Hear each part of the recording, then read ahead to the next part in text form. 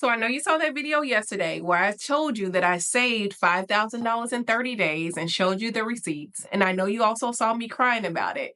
But today I'm smiling. But yesterday I wanted to give you the raw emotion, the raw feelings behind that moment. And today I can take a breath, breathe a sigh of relief, and talk about how I actually managed to save that amount of money in that amount of time without any stable income. So if that's your type of thing, if you like that type of information, stay tuned. Hey y'all, and welcome back to my YouTube channel. I am Dr. Brianna Whiteside, and welcome to another installment of Recession Millionaires, where we talk about money. Because if you don't know, we are embarking upon a pending recession, and I don't want you to miss your opportunity to become a recession millionaire. So many people were made millionaires in the 2021-2022 cycle as a result of 2020. I was not, because I was just learning to get my money together. But I know enough information now, and I'm willing to share with you everything I know so that you can be a part of the 2026-2027 cohort as a result of the 2025 economic downturn. So if that's your jam, that's your thing, please like the video, subscribe to my YouTube channel, and leave me a comment if you find that I say something of importance. All right, y'all. So I'm not all tears today because I've had a moment to kind of decompress. Leaving my career is such a touchy subject to me, even almost a year later. That's not something that you will be able to get over quickly. I thought I was going to be able to get over it relatively fast, but then I had to realize you literally worked your entire life to go through this journey to get to this thing, and you gave it up on the promise of God that you're still waiting to come to pass. And that is not a great thing. And I always try to be transparent on this channel as I encourage you to journey forward. Like, I think that is so important that we are honest, that we're transparent. And if that means I gotta cry as I build wealth, I'm going to cry as I build wealth. And so I hope that encourages you to let you know that if you got to cry right now, it's okay. Go ahead and pause this video, cry, get it out, and let's get back to the task at hand. So in today's video, I'm going to tell you how I managed to get to the halfway point in 30 days. It is not a miracle. It is just pure discipline and pure grit and a little bit of belief in myself, but I'm getting ahead of myself. Let me tell you the first thing that I had to do. This is going to sound cliche, but the first thing I've had to do was to stop focusing on the things that I did not have. I knew that as long as I focused on the $35 that I had in my account rather than the money that I wanted to go ahead and save, I was going to probably enter into some type of depressive state. And I didn't want to do that. So I had to stop hyper focusing on the negative. That is easier said than done, because 9 times out of 10, what you don't have is right before you, and it is screaming louder than what you want. I get it. I understand. But you have to do the work to kind of defeat that voice or even silence it, because if you keep hyper focusing on the negative things will persist. And as a result, you won't be able to see everything that is before you. And I know that principle is in the scripture. Do you know that story in the Bible when Elijah traps the blinded Armenians? You can find that story in 2 Kings 6, verse 8 through 22. But I want to focus on a particular part of this story that kind of correlates to what I'm saying with you. This is the point when the prophet's servant, so Elijah's servant, goes out and sees that the horses and the chariots have encamped around them. And he is in fear, right? He is afraid, and he's saying, what are we going to do? And in the scripture, we see that Elijah says, don't be afraid. This is verse 16. Don't be afraid. Those who are with us are more than those who are with them. And that seems like wishful thinking, right? Because Elijah is telling this servant, hey, there are more people with us. And the servant is like, I don't see no people. And the next verse is what I find so important. Verse 17 says, and Elijah prayed, open his eyes, Lord, that he may see. Then the Lord opened the servant's eyes, and he looked and saw the hills full of horses and chariots of fire all around Elijah. So that's the verse I want us to pay attention to.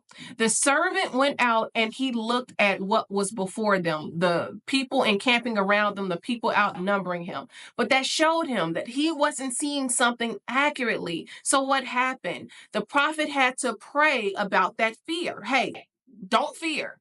Lord, open up his eyes so that he can see the truth of the situation. And so to kind of bring this home to what I'm telling you, when you hyper focus on what you see, you are afraid. As a result of what you see and as a result of that fear, then you begin to hyperfixate on what you are fearful of. But you know that what you focus on will persist. So that fear that you may be feeling as a result of the thing that you're seeing, that negative thing, it may cause you to kind of have some anxiety, and that's understandable. But my question is, are you seeing this situation clearly? This scripture in the Bible shows us that the servant saw something with his natural eyes, but that his spiritual eyes were closed. He wasn't seeing the full picture. So when you see that negative thing, you have to ask God, help me to see the full picture. That's what I had to do. I had to say, okay, this $35 is before me. I have hit rock bottom.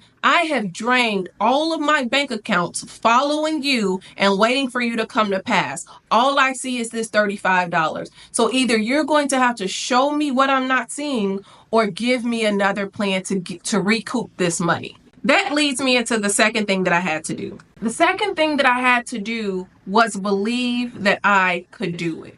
Was to believe that I had some type of supernatural help that was willing to assist me in building this wealth back up. Now, am I saying that it was easy to have to rebuild? No, I do not like the fact that I had to rebuild my accounts. Okay. I don't like it, but I can't keep focusing on what I don't like. I have to focus on the goal. And so I had to believe that the same strength that allowed me to build up that nest egg in record time, enough to leave my career almost a year ago, was still within me, and that I could do it in record time, that I could do it in a short amount of time because I had already learned the principles and the lessons of that season, right? And so all I did was say, okay, Brianna, you've done this once, you can do it again. Now, you may not be trying to rebuild, you may be trying to build. You have to tell yourself and remind yourself of your resume. You have to say, okay, insert your name here. You've overcome, and start listing all the things you've overcome.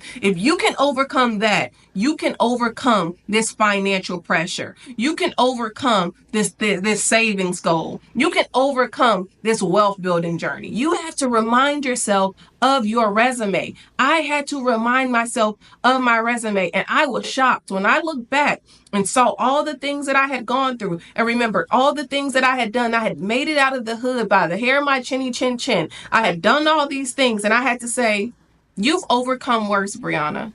You have literally overcome. As a matter of fact, you moved to Las Vegas with less than $40 in your bank account. You uprooted your life and you moved by faith to Las Vegas with less than $40 in your bank account as you were facing housing insecurity. So if you were able to overcome that season, why can't you use that same strength, that same tenacity, and start this journey over? I had to kind of pull from this internal fortitude that I had built up over time, all of the things that I had overcome. Though I don't like going through them, I remember that I went through them and I have the testimony about them. So I had to say, I can do this. I've done so many things. I can do this thing. It doesn't matter the circumstance. It doesn't matter the situation. I'm still that same chick. You know what I'm saying? Like you have to really get confident in yourself. You got to talk to yourself, like hype yourself up. You got to look. Okay. But I had to believe that I could do it. And you know, what's very funny is that I never set out to make it to the halfway goal in 30 days. I broke that goal up into a 90-day goal, right? So every month I said, how much do I need to save? Well, I was prepared to try to save $3,333 every month and some change to get to the 90-day goal. Okay, so I had to break that up. But when I hit that $5,000 mark in 30 days, as a matter of fact, a little bit less than 30 days, I was like, oh, you halfway there. Don't even trip. You halfway there. So that showed me that you could do it in a short amount of time because you've done it before. You've done it before. You can do it again. All right. This is no time for you to die in the middle. This is no time for you to keep doubting yourself. This is no time. You don't have time for that. Your grace period of mourning is over. You got to get to work. And that is exactly what I did. I had to call in the queen in me. I had to call in the warrior in me. And this wasn't through prayer. This was through strategy. I had to strategically position myself to get into another posture of winning because I had been in a posture of losing for so long, waiting for the promise of God, just going down, down, down, down, down in my confidence, in my strength, in my courage, like all of these things. Even while I'm showing up here talking to y'all, I've been struggling. I've been on this downward progression, and I'm like, all right, I'm sick of this. Like, bro, look, this ain't for me. Like, I'm done. Okay, I'm done. And the moment I said I'm done is the moment I started to get to work. So the moment you decide and you say, I'm done, is the moment you're going to go ahead and get to work. The third thing I had to do was figure out a plan of attack, right? How was I going to get to this money and in what ways? And so I had to think about all of the things that I'm good at. What am I good at?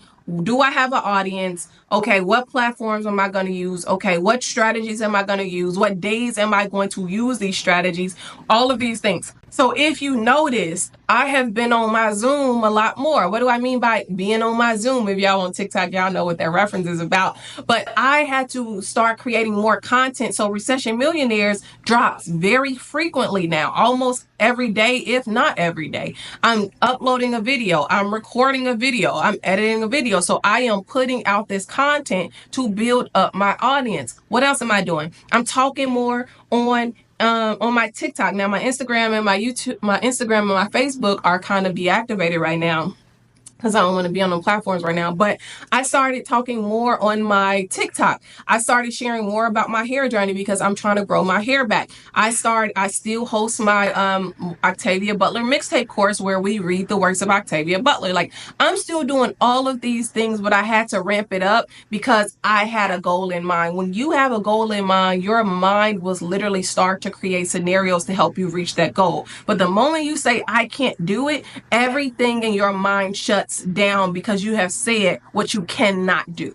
All right. This also meant I had to start trading more options. Like, I had to get on this option trading, and the stock market is wild right now. I'm not sure why it's so wild, but it's wild right now.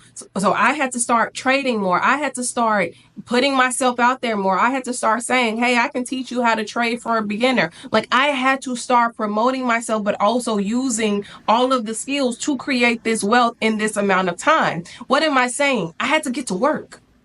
I've been working so hard, y'all, like a Hebrew slave. I've been working.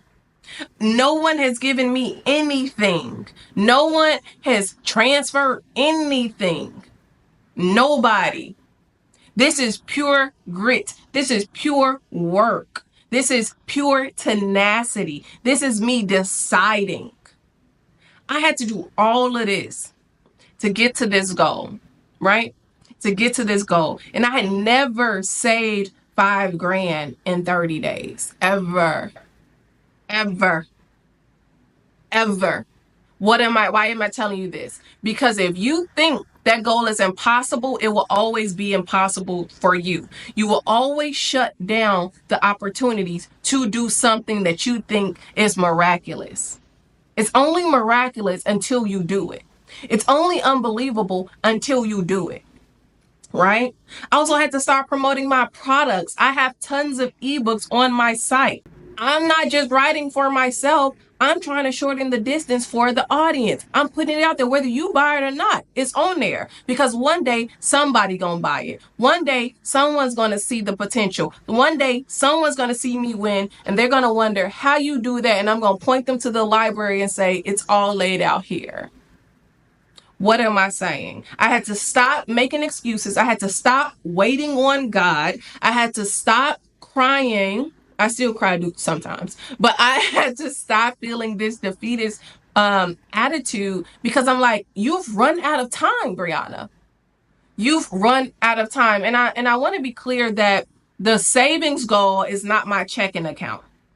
The savings goal is not my checking account. So not only did I manage to save the savings goal, I managed to live I managed to build up my checking account so that I'll have enough money to live for the month. Does that make sense? So I've ultimately exceeded the $5,000, but not in my savings account. Okay. I had to still generate enough money to be able to live off of and pay my bills out of my checking account.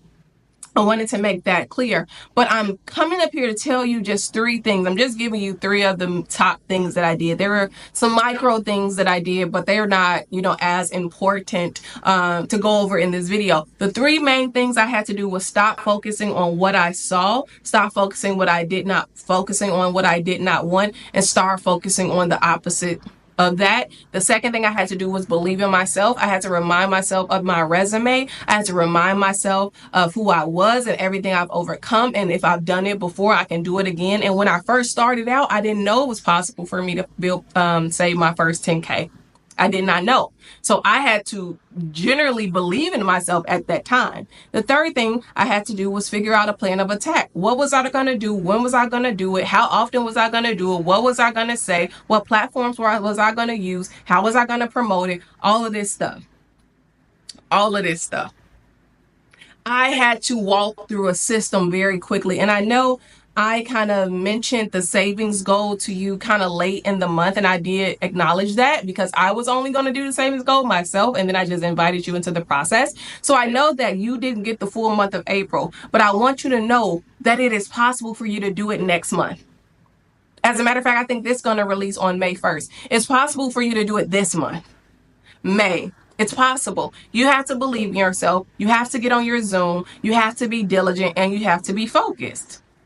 Period. So I have a few offers for you before you go. One, you can book your one-on-one strategy session with me at BriannaWhiteside.com, or go to the link in the description if you need strategy around your ideas, your gifts, your talents. Number 2, if you want to learn more about what I know about option trading and investing, you can book your 2-hour one-on-one investing and trading course with me. That information is also in the description. Number 3, you can grab your Wealth Mastery Bundle equipped with 2 ebooks, How I Climbed Out of Consumer Debt in 8 months and how you can too, and how I saved $20,000 in 1 year and how you can too. That was the first leg of my wealth building journey, y'all. That link is also in the description. And if I've said something that you love, you felt provoking, or you felt encouraged, continue to watch the Recession Millionaires playlist, subscribe to the YouTube channel, and please like this video. Why ain't y'all liking the video? I need y'all to get these likes up so that YouTube will push this channel into the algorithm. I'll see y'all soon in another installment of Recession Millionaires.